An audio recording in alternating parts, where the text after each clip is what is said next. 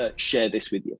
So there was Tony Schwartz and Jim Law wrote a book, The Power of Full Engagement, the corporate athlete, and they'd studied a lot of sports professionals, specifically tennis players, and they looked at how they can recover, how they can get back and feel at their best but with having a short period between matches. And they've taken this into the corporate space, and we do a match check-in where I teach them this, and then they will talk at where they need to spend more time.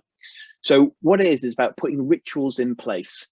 At the bottom level, you have your physical capacity. So what they know is this is how you be at your best, but also if you're not doing all of these 4 layers of rituals, then you'll not be at your best, and chances are you'll lead to burnout. First of all, at physical capacity. So this is about keeping your body healthy. It's about exercising, drinking water. Your heart and brain are about over 75% water. So when there's Sadie having a drink of water, there we go, reminded you. And it's about eating healthy, getting the right amount of sleep. And when you think about it, when you're working hard, it's very easy not to do this. You get a takeaway, or you come back and you get the easiest thing to cook, and you maybe don't get as much sleep. So you put the rituals in place, going to the gym, etc., that are right for you. For me, it's dog walking in the morning. It helps me. It's making sure I'm eating the right foods, etc. So you put those in place, the rituals. Once you've got those in place, it goes up to the next level, which is emotional capacity. So this is about your thoughts and feelings and emotions. For me, it's spending time with the people that I love. So I know that if I'm not spending time with my wife, my kids, that I miss them, that it impacts my mental well-being. It's about having that work-life balance and doing the things you enjoy, taking the time out. Once you have that in place, then it's the mental strength, mental capacity. This is your mental strength. It's taking your mind off work. It's actually switching off. So the other bit is more about doing the things that emotionally keep you going. This bit is about switching off your brain. So listening to music, meditating, taking breaks through the day, but take your mind off work. And then the last level of it is spiritual. Now, this isn't about doing yoga or anything like that. I mean, it can be yoga, but this is more about having a purpose or a goal and knowing what your core values are and what drives you. So for me, I work hard so that I can create opportunity for my family to do the things that they want to do. I know why I come to work, and I know that my values align with my company's values, and this keeps me driven. I've got a team meeting straight after this where I'm talking about why I enjoy working here, that I can have a positive impact on the sales industry. So putting all of these rituals in place at all of these levels, when you think about it, it's so easy when you're busy you finish at whatever time, you get home, you maybe watch TV with a glass of wine or a beer, and you still think you've got your phone next to you. You're not taking time to look after your physical, emotional, mental, and spiritual. So my one thing that I would like you to take away is the use of this pyramid to actually have a MEPS check-in and let people understand it and let people judge themselves at every 4 levels, whether it's out of 10 or whether it is just a case of I'm doing a lot of the gym, but I'm not taking enough time to spend with my loved ones or whatever, or I've lost my purpose. But it helps people understand where they should be spending more time. And when we do it every month or so, I will make sure they commit that the next 3 weeks, 2-3 weeks at least, then I check in with them. They are going to the gym, they are eating healthier, or putting a goal in place that will help them to be their best and to make sure that they have the mental capacity to, mental steadiness to keep going and be on top of everything without burnout. That is what I wanted to share. I don't know if I've run out my 10 minutes, but that was what I wanted to share with you, because I think to me, it's the most powerful thing that I use regularly with my team to have an impact on their mental well-being and build that culture that shows I care about them and lead from the front. One thing I would add actually is, I do think that one of the most important things that I've learned is to be open. And when we talk about a MEPS check-in, I will always go first. I will always be the one that people say, I can't believe how open you are about it. So if I'm stressed about something, I will always say yes. And it's not about being a martyr or anything like that. It's just being open and honest, and saying, yeah, I haven't looked after them. I've been going to the gym, or I'm stressed because of this. And that's what I believe makes a massive difference to culture that you can build within an organization. Ollie Sharp, Thank you very, very much. That's all right, Simon Scott Nelson. Honestly, so I know for a fact that Ollie's moved a big meeting today to be here, which shows that, you know, actions really do speak louder than words.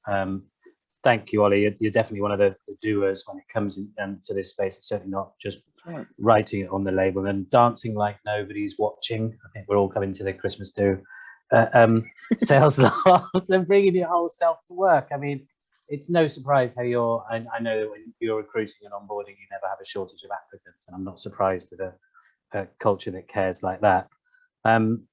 Really great, thank you, and absolutely spot on for time. I think we're going to go into a question and answer now. So if we're looking at the comments, Ollie mentioned authenticity, and that really strikes a chord with me, ensuring that our leaders are authentic and that there is a match between what they say and what they're doing, and genuinely caring. Great stuff, Ollie and Sadie. Great practical advice, Ollie, action that we can all take away and implement. So thank you. And switching off as well. Switching off is so important, especially in today's digital age. And doing nothing is doing something. What did you call the check-in? Is it an acronym from Andrea? MEPS, mental, emotional, physical, and spiritual. We just got to put those letters together of the 4 different levels.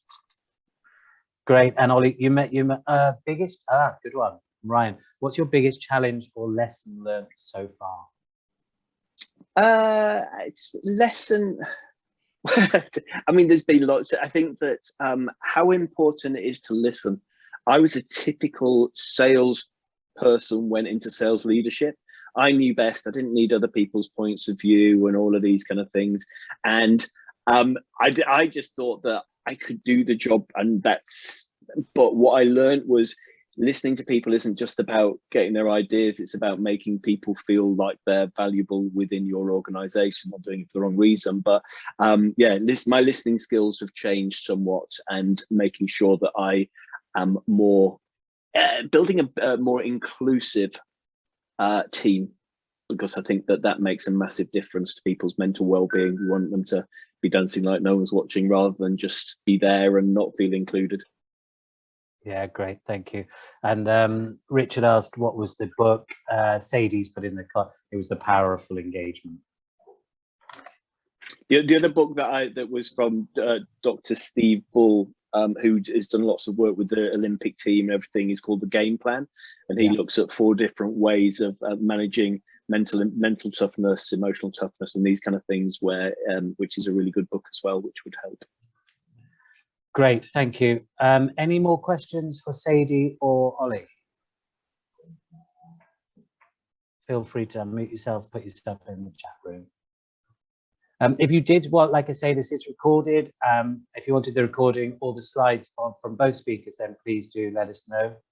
Just get in contact. Please feel free to connect with Sadie Restrick on LinkedIn and Ollie Sharp on LinkedIn as well.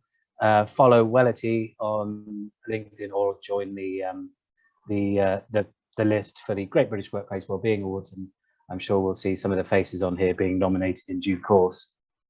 Andrea, thanks, Ollie. So aligned with what I share, with the companies I work with, and I hope I pronounced it right.